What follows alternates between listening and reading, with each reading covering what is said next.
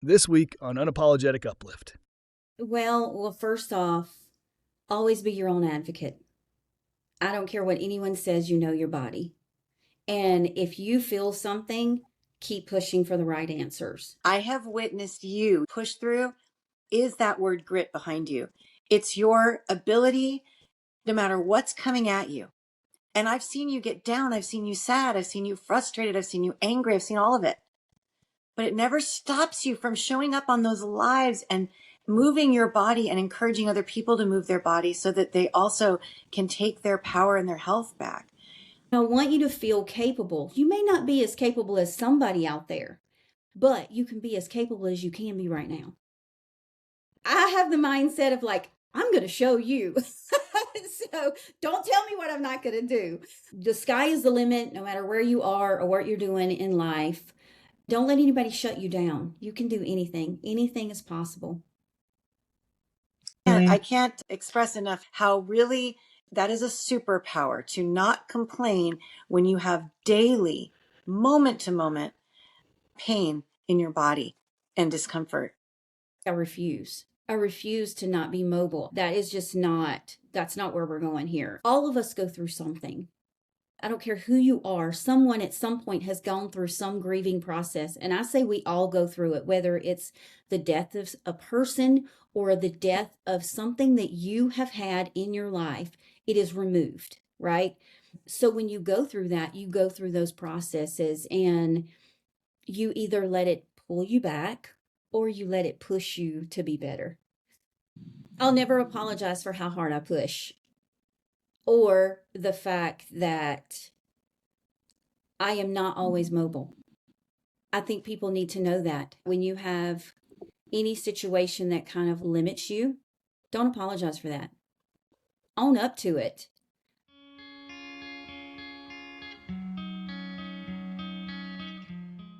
Welcome to Unapologetic Uplift. I am your host, Kim Steeples, joined by my stunning co-host, Ianthe Morrow, and our gorgeous friend, Denise Howell, Bodies by Design.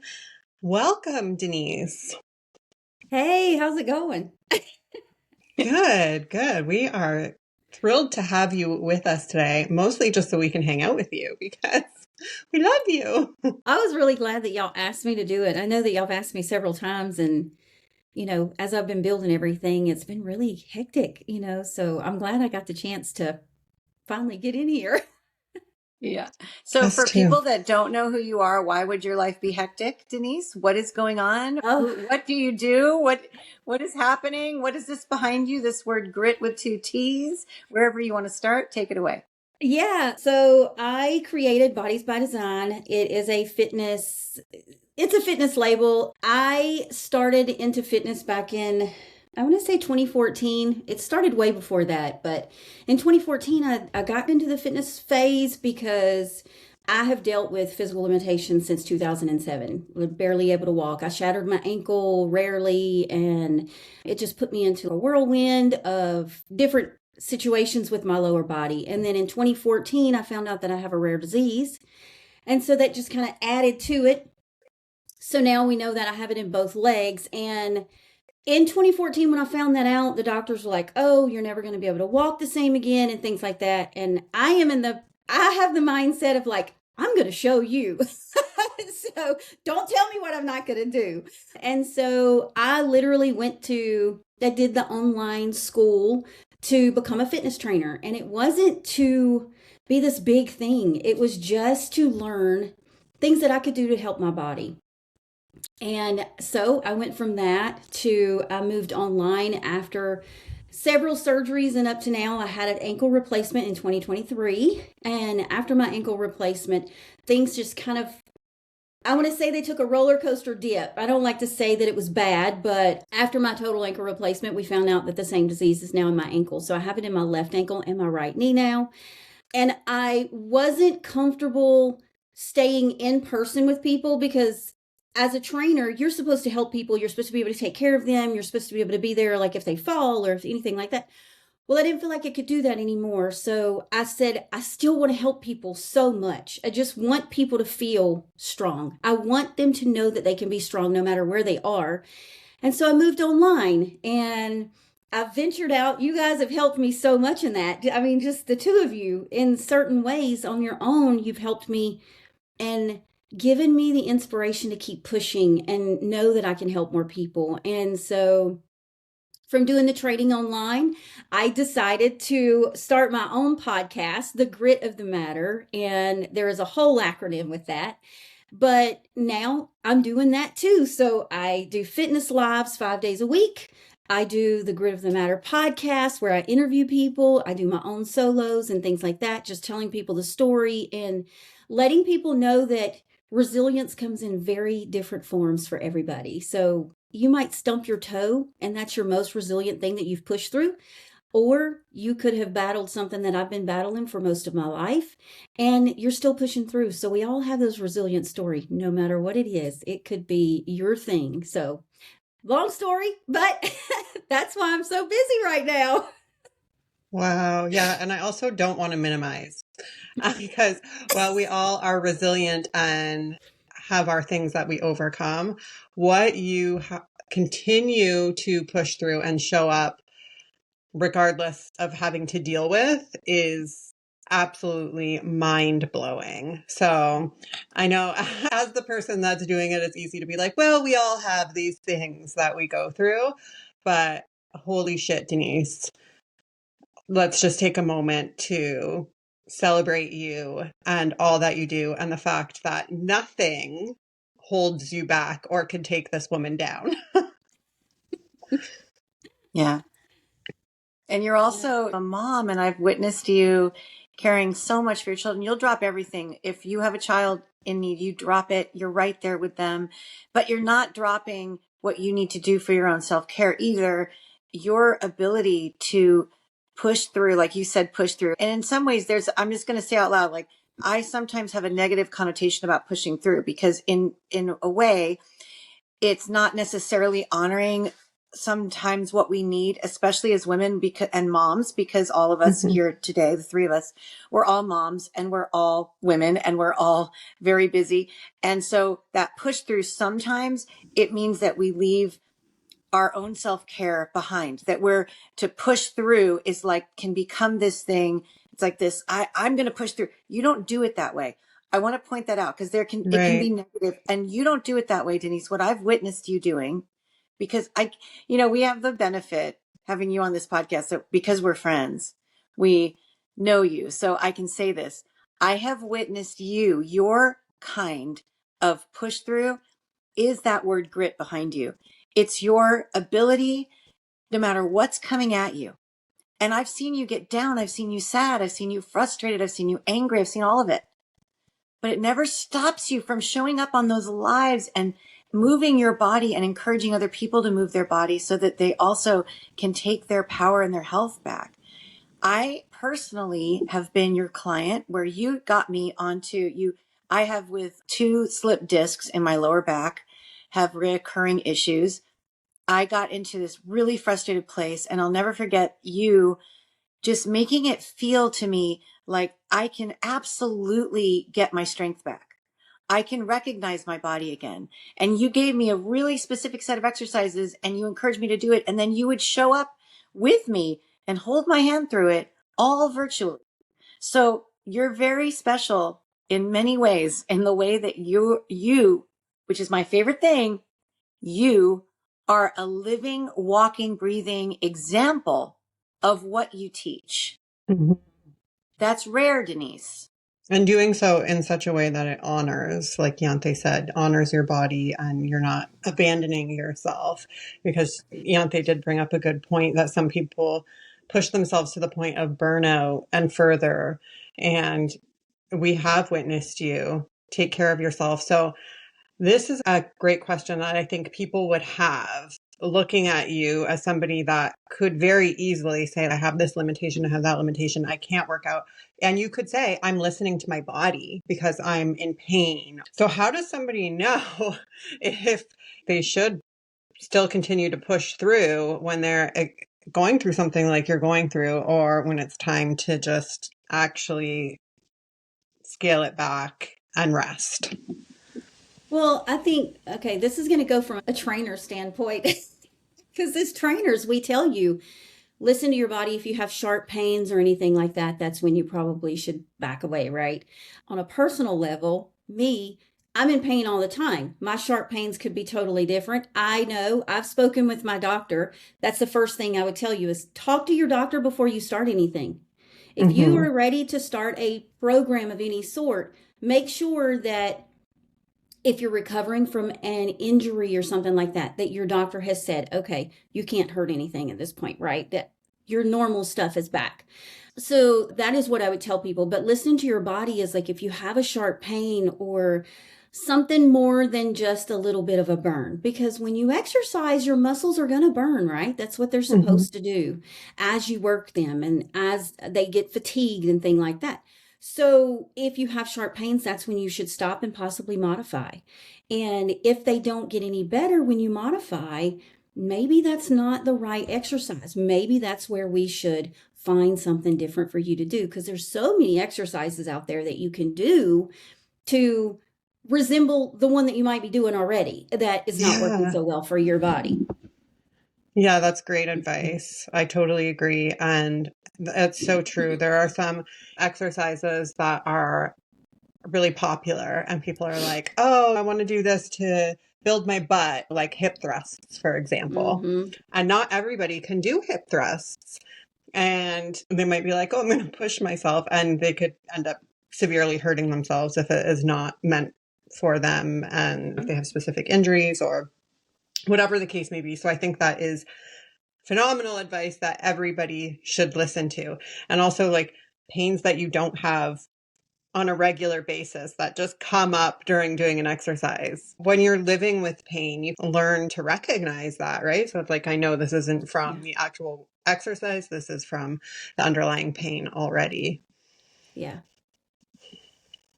And I know Yeah. that you mentioned that you do live trainings and you show people exercises live.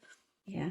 Tell us a little bit about that experience. What are some of the positives, the negatives, the challenges, the fun? Why do you do that? Why are you showing up on live? And how does it actually, how are you feeling like it's going? I started the lives. I've been doing this for almost 2 years now, going live and doing radios and things like that. It started out as just walk with me's a couple years ago, and I was just doing 2 days a week. And then I also host a 5K every October. And so I felt like if people were joining me in for that 5K, maybe there were a few little things that they could do if they were just starting their journey. And so that's kind of what pulled me into the 5 days a week. And when I started 5 days a week, I was scared to death. I was not sure because I really had never done this before. This is really new to me, I guess you'd say, as a social media creator or whatever you want to call it. But it was a very hard thing to do. Going live is a lot harder than people think. They can say that it's easy, but it's not. But going into the exercises part of it, I just imagine that person is standing there with me and maybe they feel the same way I do. You know, maybe their legs hurt, maybe their shoulders hurt, maybe this or that's hurt. And I literally talk to them like, you're not broken, right? You can find something that makes you feel good about what you're doing. And when we live with physical limitations and when you live with pain all the time, people kind of look at you differently. My doctors look at me differently. My doctors look at me like, well, this is probably just something you're imagining. And I've had that said to me many, many times, more than I can count times. Doctors have looked at me and said, oh, maybe you're just not working it hard enough, or maybe this is in your head or whatever. And I had a person that I follow the other day. She said it well. She said, if doctors, maybe even emergency rooms or clinics that you go to, if they would change the pain scale for someone that has lived through pain most of their life, it would help things. Because if you look at me and I say that my pain is, I'll say it's a 10. If my pain is a 10, that could be different from your pain level, right? So your 10 could be, I'm on the floor, I'm vomiting type thing. I just can't stand it anymore because that's what they look at as a 10 pain scale. So my 10 pain scale is going to be a lot more because I've had to deal with it for so long. So I think about that with people. And when they ask me questions, when they come into my lives and they ask me those things, I ask them to tell me how it's feeling or give me an idea of where you're feeling the pain that you're feeling.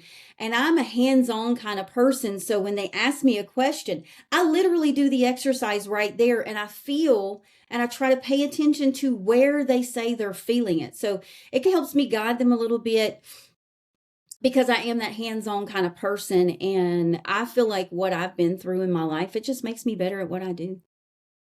So maybe that was the answer you needed.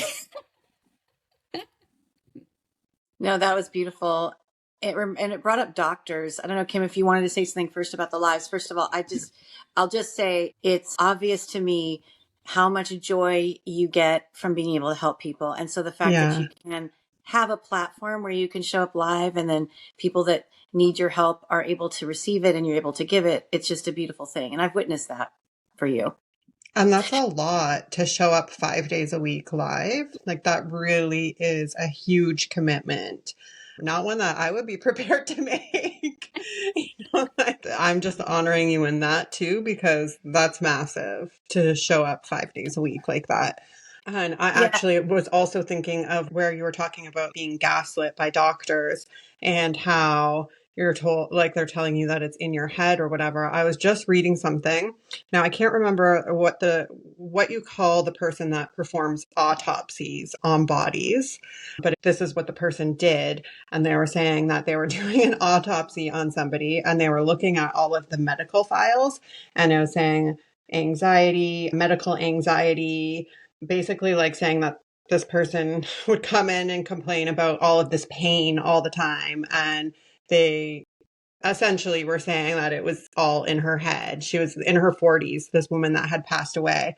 And specifically her stomach, she said she had very severe, painful pain in her stomach all the time. And it was marked as medical anxiety. And it's not a coroner, is it? No. Anyways, the person that performs the autopsy, please forgive me for not knowing their title, said that when he cut open her stomach, there was such severe scar tissue and endometriosis that she undoubtedly would have been suffering for decades with extreme pain. And it just goes to show you how often this is happening to people and put in their medical file, right? Essentially saying that this person is crazy and there's no reason for them to be experiencing this type of pain, to find out that, well, yeah, you know what? They were experiencing this pain severely for a very long time.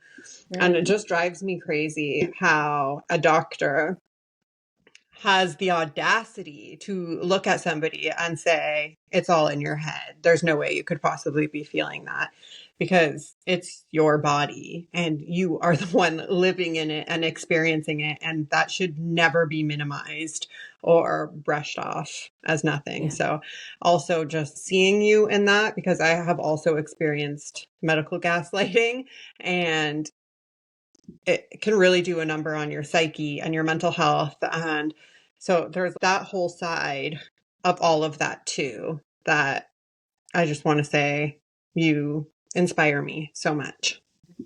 Oh, thank you. Well, and y'all were talking about being 5 days a week. It definitely takes organization. I'm just going to say that, which y'all know that I try to stay somewhat organized, but you have a goal. And I feel like when somebody's trying to start or they're trying to build from, say they've had that injury or say they're overweight or whatever it may be, they need a place to start, right? And they need somebody to say, it's okay to start where you are. It's okay. I'm definitely not one of those, I'm in your face yelling at you trainers, nothing against them because I love those too. But I'm not one of those. I'm one of those that says, look, I know pain hurts. I know that it's not fun, but if you don't push past it a little bit, right? And you don't make a little change every day, then I know for me, if I don't get up every day and do something, I'm going to feel worse. And then Right. it's going to make me want to sit on the couch even more. So we want you off the couch. We want you to move a little more. And each day you might feel a little bit better. Now you're going to have those days that aren't great, but you can have a little bit better day if you try to just move a little bit. And it's okay. But it's also okay if you can say, I'm not okay and this is not perfect for me. Right? We need to be able to say that. And not enough people say that anymore. They pretend that they're great. I know that I've done that in the past. Whenever I've had people to look at me, people wouldn't know that I'm limited in a lot of ways until my ankle replacement. Now I limp a lot. But before that, people wouldn't recognize that if I wasn't having an extremely rough day and I was barely able to walk. So they could look at me and think that I was just fine. They would see me in the gym, they're like, "Oh man, you're great. You're doing great." Da da da da da. But what you don't know is what I deal with on a daily basis and Yeah. how I push myself through it, because I promise you, I don't want to be here. My body doesn't want to be here, but I know I need to be here. I need to be doing this. So I feel like that kind of encourages people. I do take time off and stuff like that for myself, but I think 5 days a week and giving someone something to look forward to, it kind of builds that consistency too. So Yeah. that's what No, it it's what you're doing for other people is absolutely amazing and definitely making such a big difference. And I think that the way that you train people with that, meeting them where they're at, is exactly what the people that are coming to you need. Because if you were to push them and be in their face, they ain't coming back. Mm-hmm. They're just Yep. going to be intimidated, And that's what potentially a lot of more them do. sore. Yeah. And that's what a lot of them are. Like, God bless her soul, she's gone. But I had a client that she was quadriplegic. She could get up and she could make things move after her caregiver, like she would get on the elliptical, get her hands on the elliptical and do her things. And one of the biggest things that I remember her telling me was, she was like, "You make me feel like I'm human. You make me Mm, feel like I could do anything, but you're not in my face." She literally told me that she had a trainer that tried to get her to stand on her head. And she said, "Do you see me? Do you see me?" And they were like, "You can do this. You can do this. You can do this." And she said, "I cried the whole time." And I'm like, why would someone do that? Especially someone in that state. Why would someone do that to them? That could have ruined her. But she was such a strong human being that she was like, "I can't give up on this. I've got to find the right person." And that kind of thing stands in my head, is like, I want you to feel human. I want you to feel strong, and I want you to feel capable. You may not be as capable as somebody out there, but you can be as capable as you can be right now. And that's just why I love doing it. I just love it. yeah, and you said something there. She said, "Do you see me?" And the thing is that you do see them, where a Yeah. lot of people aren't capable. They're just not there. They don't have the wisdom that you have, the life experience. And this, like you said, everything that you have been through makes you so perfect for what you're Yeah. doing. It gives me that extra empathy. Does that make sense? Yeah. Because I know some really, really good trainers too, like some of the best trainers out there. And I've had some of them say that unless you have an injury, and I'll say that unless you've had an injury or you've had something similar, you're not going to know how to react to it. You can be the best trainer out there, but if you assume everyone can do exactly what you can do, maybe you need to step back and look again, right? So Yeah. one of my friends is a trainer, and she had a back injury, and she was your normal trainer. She's a great trainer, but after she had her back injury, she was like, "Holy heck, maybe I need to reframe how I'm doing things," because she realized how hard it was to do something with the injury she had going on. And she was like, "Man, I never thought about that." And I have people that ask me, they're like, "How do you do what you do every day?" Well, you just do.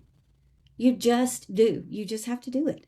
Well, I love that. What does grit mean? The GRITT, because I think it will relate to some of the things that you just talked about. Yeah. Well, Break it down. yeah, well, grit to me means grace, resilience, intentional, trust, and thrive. You give yourself grace. And we're all resilient in some way. And if we do this with intention, we make it more.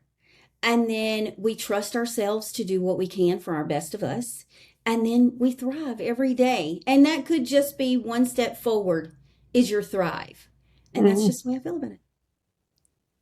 Oh, don't you love that? I love that. That's just wonderful life lessons and ways of being. And again, you exemplify that. You show up as that all the time. So if I have a question going back to your story with going to doctors, and you have a rare disease and you go to doctors and they tell you you're crazy, this is in your head, you just need to stretch more. I've heard that many times from doctors who say they don't believe that there's something wrong with someone. They didn't believe there was something wrong with me but I just needed to stretch more until I had an MRI and they saw the severely slipped discs.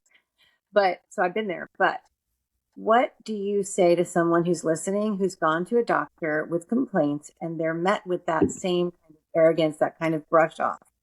What could you tell them to do? Because you've done it multiple times. What should they do with that? Well, first off, always be your own advocate. I don't care what anyone says, you know your body. And if you feel something, keep pushing for the right answers. Now, it might take you a while because I still have no answers. The disease that I have has changed many times. And so now they're to a point to saying, well, this is something that nobody has seen before. So when you go to those doctors and they say it's in your head, try not to let it defeat you because it can. Don't let it do that. Know your body. Know that what's going on is not in your head, and just keep advocating for yourself. Find the right person. And I was blessed because in 2007, whenever I shattered my ankle, I've been with my doctor since. He was an amazing doctor. I had gone to one doctor and they were like, oh, it's fine, nothing wrong. Well, I went to my next doctor, the one that's with me now, and he's an amazing, amazing doctor. I cannot say enough about him. And they were like, oh, you couldn't have shattered your ankle. You're so young and these things. And when you're young like that, I was only like 30 years old. When you're younger like that, you have 2 kids to raise. You're chasing them. And somebody tells you that the shattered ankle you have is in your head. I beg to differ, right? So when you hear those things, it can definitely defeat you. Don't let it do that.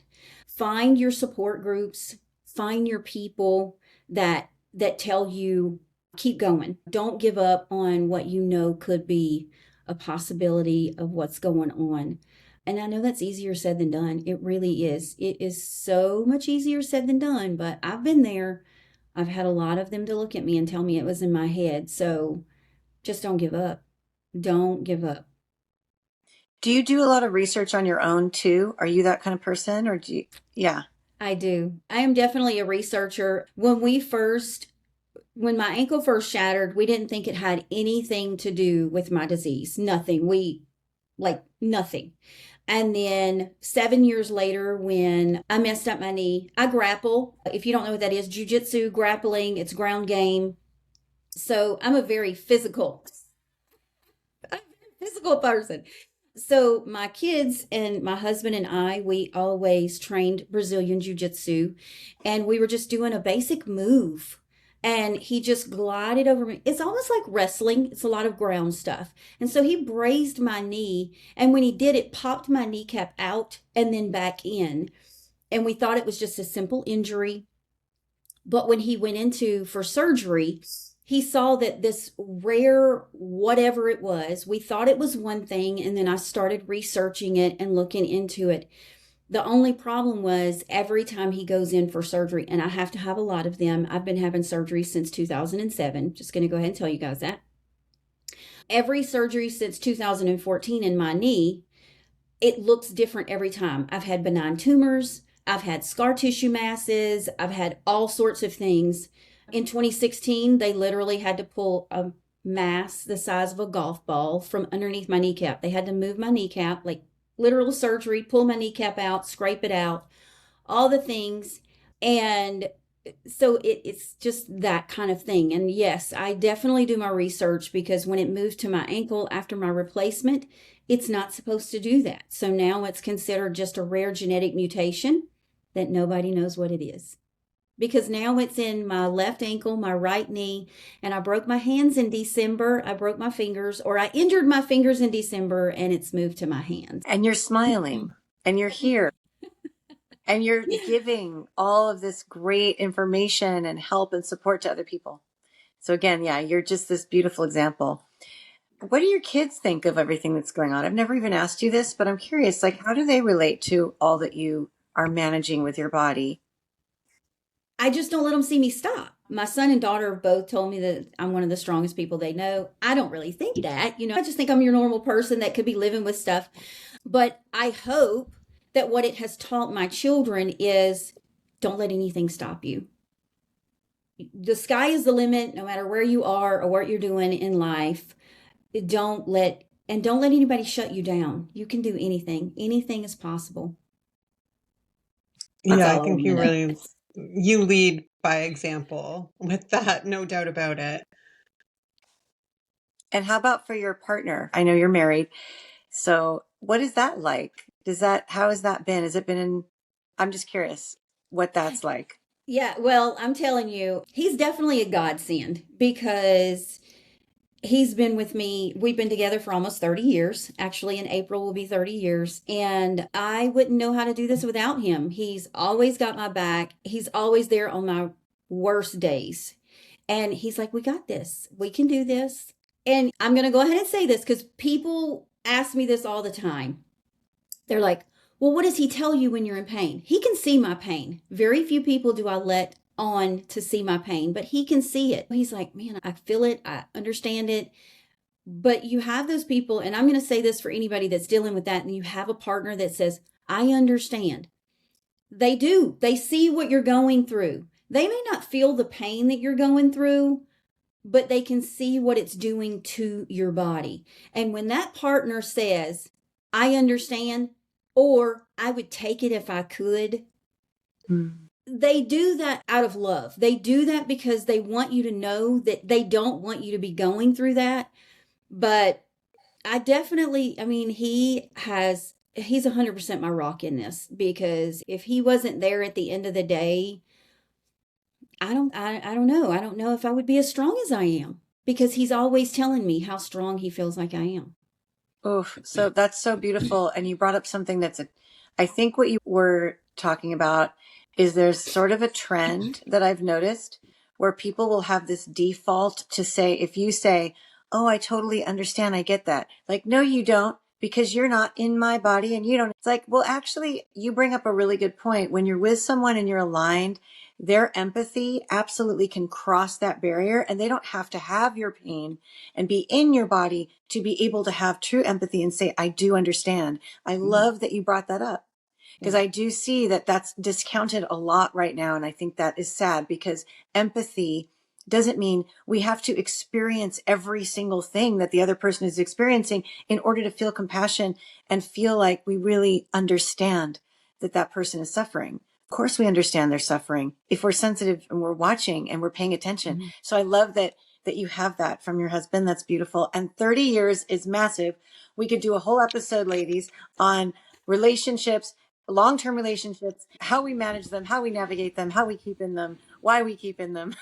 And how you keep from strangling them. And you actually could, because you're grappling, lady. You're physical. I don't know that. Yeah, I could totally strangle him sometimes, but he, at the end of the day, he is definitely my other half. I would not know what to do without him. I love that. Oh my gosh. So where are you going next? Tell us what you see. Are you a person that does a long-term goal? Are you more short-term? Where are you going with all of these beautiful ideas and what you're creating?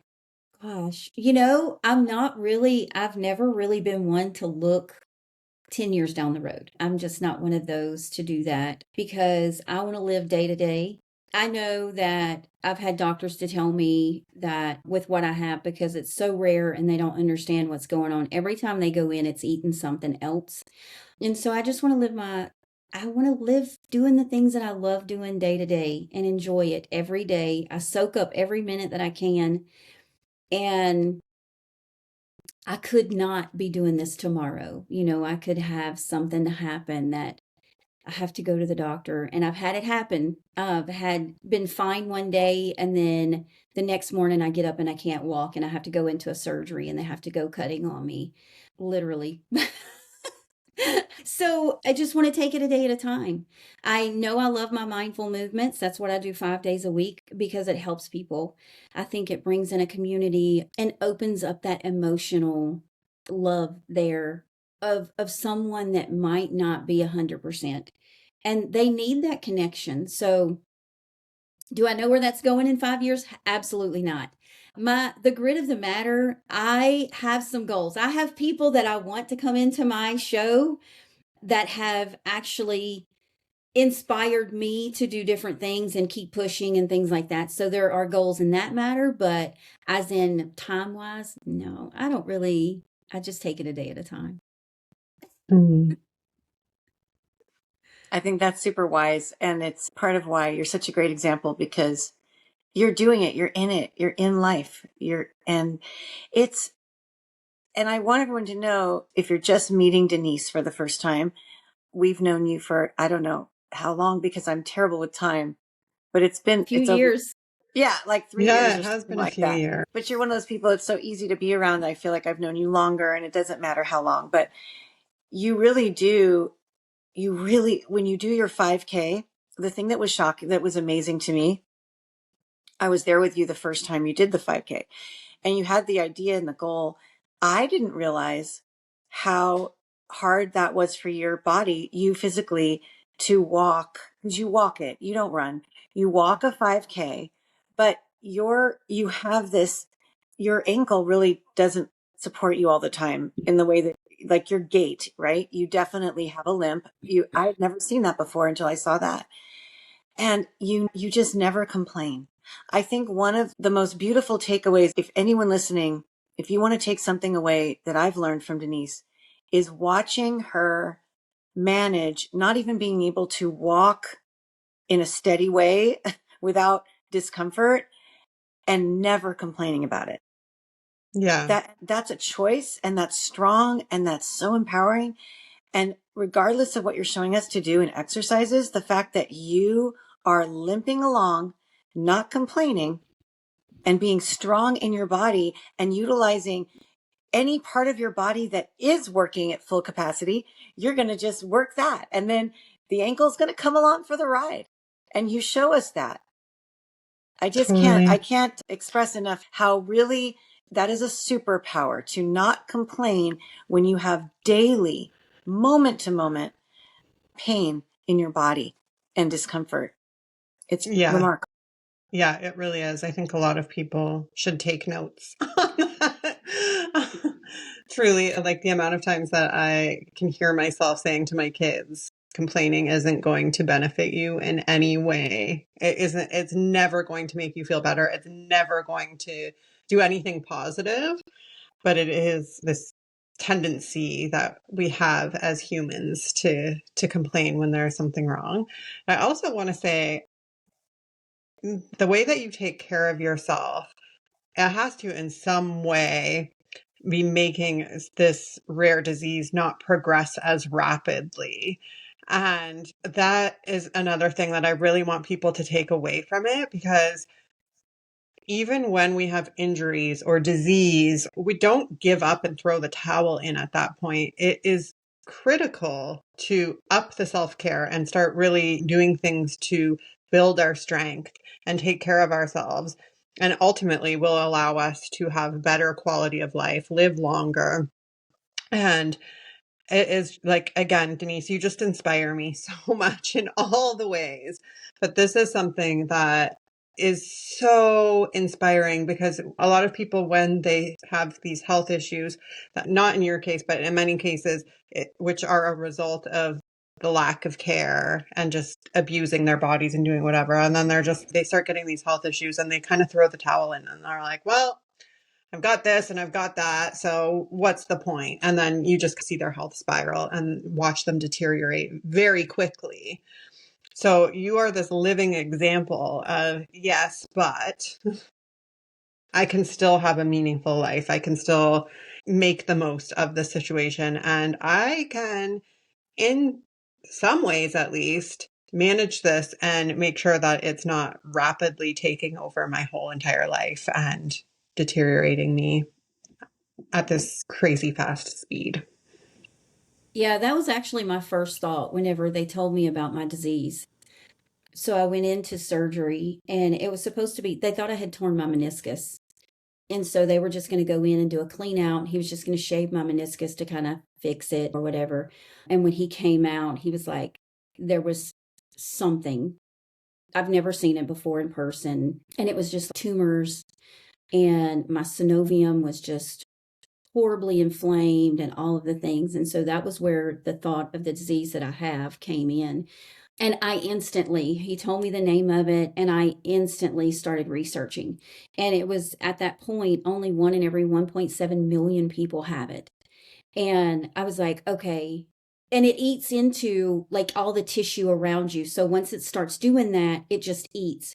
So my first thought was, it's in my knee. Oh my gosh, it's going to start radiating up into my quad. And what am I going to do here? Because I had met some friends through Facebook, a Facebook group for the disease itself. And she had to have her leg amputated. And then after that, it got mad and it had moved into her hip. She had to have the rest of her leg amputated and things like that. And I was like, oh my gosh, what can I do to help me keep this from progressing too fastly, right? And I don't really think it matters. Yes, being strong has helped me.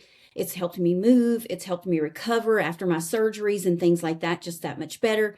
But with that disease, I do feel like it probably has slowed it down, even though I do make it mad sometimes. But I feel like that's a big thing, is keeping our muscles strong. It's huge. It's very important for everything, not just for movement. It's better for your health. If you're a diabetic, it's better for that. If you have high cholesterol, it's better for that. It's better for all those things. But my goal was, if y'all know me, I'm not a sit down kind of person. I don't like to be still. And when he told me that I wasn't going to be mobile, I was like, I refuse. I refuse to not be mobile. That's not where we're going here. And it did grow. And 2 years later was when they had to pull the mass out from under my knee. But they told me that I would not recover from that. And I just refused to hear that. But staying strong kind of helped me push through that as well. After they did my knee surgery, I was supposed to be in a wheelchair for 4 weeks, I think. I was walking before I left the hospital. I was like, no, we're not doing this, And so it's just the way you look at it, right? It's the perspective that we have in any situation. Try to make it positive in some way to learn something from it. It is the best way that I have to say it, because all of us go through something.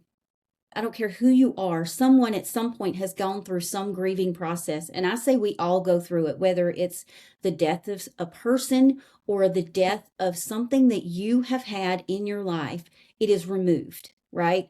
So when you go through that, you go through those processes and you either let it pull you back or you let it push you to be better. And so that's what I did. I was like, I'm not going to let it pull me down. But I've always been that way. I've been that kind of person my whole life. It's who you are. Yeah. And I thank you for sharing that part of the story too. And telling the doctors, there's so much we talk about mind, body, the strength of our mind. There's so much more than just our physical body. We're so much more than that. And your resilience, your grit proves that in the fact that you could walk before you left when they tell you. Who cares what they tell you? Our subconscious listens. And so if we're saying, no, you know what, we're canceling that. We've got this. It really does work. And I love how you shared that example.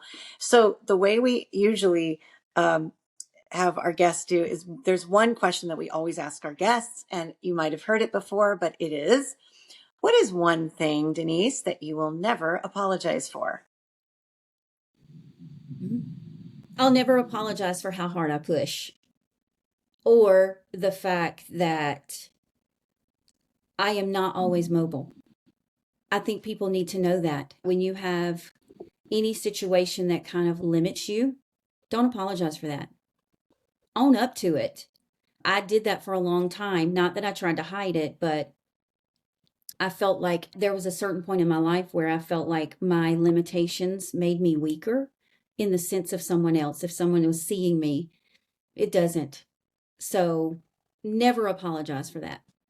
I love that so much. Absolutely. I couldn't agree with you more. It makes you stronger, actually. Yeah, I feel like it's a superpower, and I don't wish anyone to have a rare disease. I don't wish for you to have something that only 1.7 million people have ever had, and with no answers and all of that. But I will say it does give you, as I hear your story, it's like, wow, it's remarkable. It's miraculous that you are able to do what you're a miracle. So, but for that rare disease, maybe, I don't know, you wouldn't be, but I actually think you would be no matter what. Screw that. Yeah. Denise, if you're listening to me, you can take a hike, because you know what? Denise is a miracle, with or without you. Okay? Amen.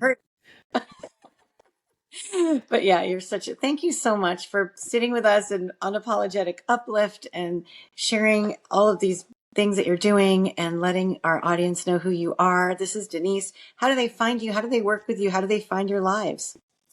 I'm usually live 5 days a week, 7 a.m. Central. I'm pretty much on all platforms, Facebook, YouTube, TikTok.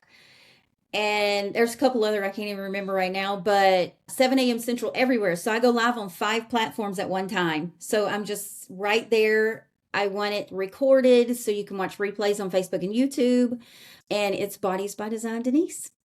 So we can have a party and meet there, everybody. Listen, we can all meet and hang out with Denise and work our bodies and feel empowered. I love it. Love it. Yeah. And if you enjoyed this episode, take a screenshot, share it to your stories. Please leave us a 5-star review and share us with a friend. Thank you guys so much for having me. You guys, y'all don't know how much you inspire me. Oh, well, we love you. It's a big circle of inspiration and love here.